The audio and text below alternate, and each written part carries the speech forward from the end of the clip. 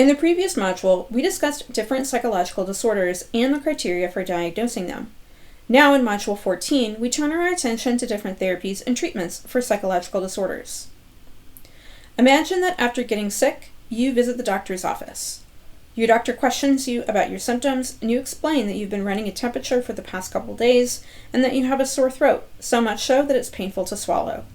The doctor suspects it could be streptococcal pharyngitis, colloquially known as strep throat, and a quick lab test confirms this. The doctor prescribes you some antibiotics and tells you to go home and get some rest.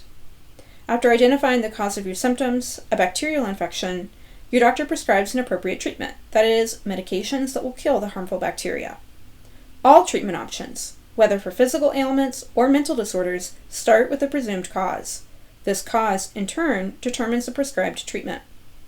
Historically, the hypothesized causes for mental disorders have fallen into three general categories: spiritual or supernatural, somatogenic, that is, originating from a physical problem, and psychogenic, that is, arising from a psychological problem.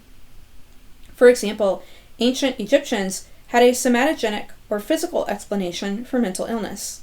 Specifically, they thought that a woman's uterus could become dislodged and wander to different parts of the body, causing severe physical and mental health problems.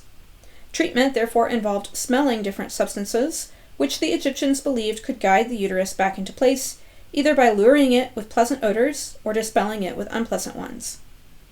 Another ancient somatogenic theory of mental illness comes from ancient Greece. Specifically, it was believed that illnesses, again both mental and physical, could result from an imbalance in bodily fluids called humors. The four humors were believed to be blood, yellow bile, black bile, and phlegm. Treatment for physical and mental illness therefore centered on an attempt to restore this balance, for example by bloodletting, which was a popular treatment option for many ailments even up until the 18th and 19th centuries.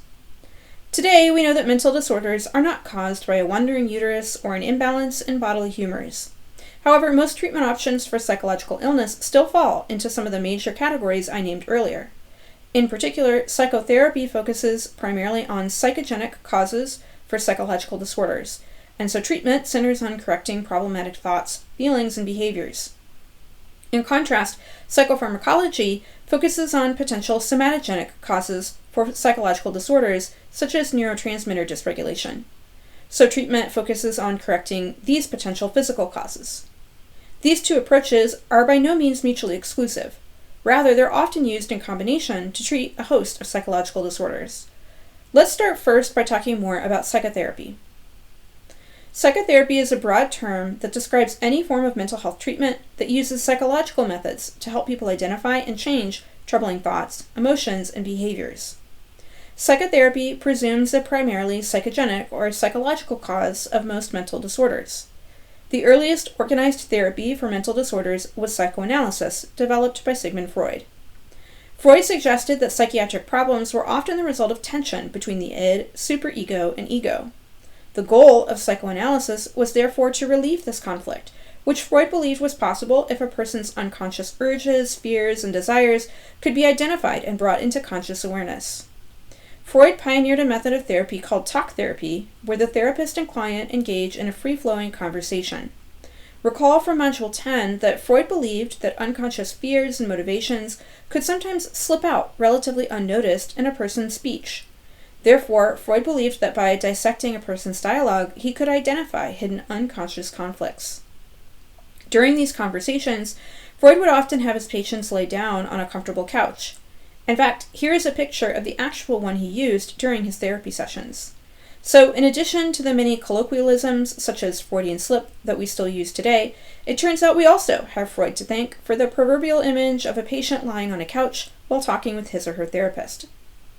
As I mentioned back in Module 10, Freud was very highly regarded even in his own time, and most contemporary psychologists modeled their treatment practices after his theories and techniques. In fact, psychoanalysis continued to be the dominant mode of psychotherapeutic treatment well into the first half of the 20th century. Today, psychoanalysis is far less common, although there are still some practitioners who use modernized versions of it. Evidence is mixed, though, regarding its effectiveness.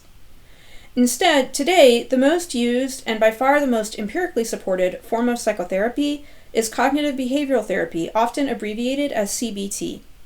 The groundwork for what would become CBT was originally developed by psychologist Aaron Beck. Remember, from the previous module, Beck believed that depression could often result from a person's negative schemas about himself, the world, and the future. A core component of CBT is therefore challenging and replacing these negative or untrue thoughts, sometimes called automatic thoughts, with more adaptive ones, in a process called reappraisal or cognitive restructuring. For example, imagine a patient with social anxiety disorder who has to give a big presentation at work. The patient might have an automatic thought, such as, if I mess up, everyone will think I'm a complete failure, which only serves to increase his anxiety. The therapist might help the patient identify this automatic thought and replace it with a more adaptive one, such as, it's okay if I make a small mistake. At the same time, the therapist might also work to help the patient change maladaptive behaviors that serve to reinforce negative schemas. According to CBT, a person's thoughts, feelings, and behaviors are all interconnected. Thoughts can lead to feelings, which can then shape a person's responses, and in turn, maladaptive behaviors can also serve to unintentionally reinforce negative thought patterns. For example, if a person with social anxiety always avoids talking to new people, they may be unintentionally reinforcing the negative self-schema that they are uninteresting or socially incompetent because they never have the chance to receive feedback inconsistent with this belief. So, during CBT treatment, the therapist and patient work together to develop healthy behavioral habits, often tracked with worksheet-like homework, so the patient can break this cycle of maladaptive thoughts and behaviors. Even though CBT originally began with treating depression, it's now used for a wide variety of psychological disorders, including but not limited to anxiety disorders, substance use disorders, eating disorders, obsessive-compulsive disorder, and PTSD. The efficacy of CBT is well supported by empirical evidence, and for this reason, it's currently considered the gold standard of psychotherapy. For example, here are the results from a 2008 meta-analysis looking at the effectiveness of CBT versus a placebo for treating several different types of anxiety disorders. As you can see, for each disorder, it was found that CBT was more effective than a placebo at reducing both anxiety and depressive-related symptoms. A different approach to treating psychological disorders is to focus on potential somatogenic or biological causes. In particular, as mentioned in the last module, many psychological disorders appear to be correlated with some type of neurotransmitter dysfunction. Most somatogenic treatments today, therefore, focus on developing drugs to alter neurotransmitter functioning, hopefully with the end result of improving the person's symptoms. For example, we already discussed how depression is associated with dysregulation of serotonin, norepinephrine, and dopamine, so drugs used to treat depression focus on increasing the activity of these neurotransmitters in the brain. By contrast, schizophrenia appears to be associated with too much dopamine, so most antipsychotic medications focus on downregulating dopamine activity in certain brain regions. The study of how drugs affect behavior is called psychopharmacology, and we call drugs that change the way you think or feel psychoactive or psychotropic drugs. By nature, psychotropic drugs must be designed to target the unique biological antecedents of a specific disorder, such as too much dopamine in schizophrenia. Therefore, unlike CBT, which can be used to treat a wide range of psychological disorders, many different psychotropic drugs must be developed to treat each different class of mental health symptoms. For example, here is a table showing various psychotropic drugs, the effects they have, and the corresponding conditions they are designed to treat. In this table, note that DA is an abbreviation for dopamine, and E stands for norepinephrine, and 5-HT refers to serotonin. The far right column refers to whether each drug is an agonist or an antagonist. An agonist is a drug that increases the activity of a particular neurotransmitter. A serotonin agonist, for example, would be a drug that increases serotonin activity.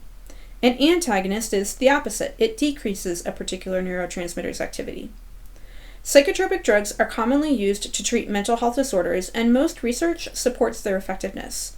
Medication also appears to be most effective when used in combination with psychotherapy. However, it's also worth noting that, like any medication, drugs used to treat mental health disorders can also come with negative side effects.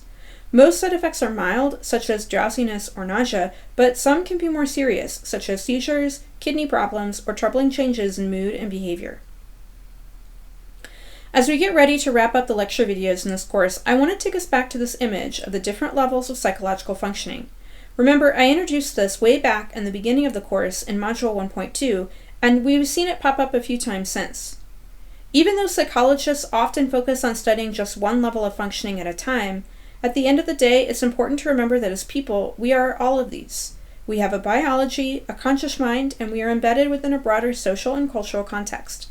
The biopsychosocial model of health is a general model of treating disease, and again, this can include both physical diseases as well as psychological disorders, that has become increasingly popular in recent years. It emphasizes treating the whole person, not just an isolated cluster of symptoms. For example, let's go back to our strep throat illustration from the beginning of the video. Imagine that a few days later you end up back at the doctor's office, still suffering from the same symptoms. The doctor asks if you've been taking your medication. A little embarrassed, you admit you haven't. The doctor was focused on treating the physical symptoms brought on by the streptococcus bacteria. But what she might not have seen were other things in your life that affected your ability to follow through on your course of treatment. These could include things like limited transportation to pick up your meds, limited finances to pay for them, or life stressors that demand your attention over and above treating your strep throat. Even though the cause and treatment plan seemed relatively straightforward, in reality, it can be much more complicated. As another example, there's an interesting story of an elderly woman who kept showing up to the emergency room at roughly the same time every year in early January. The woman would come in complaining of heart attack symptoms, but her EKGs always showed everything to be normal.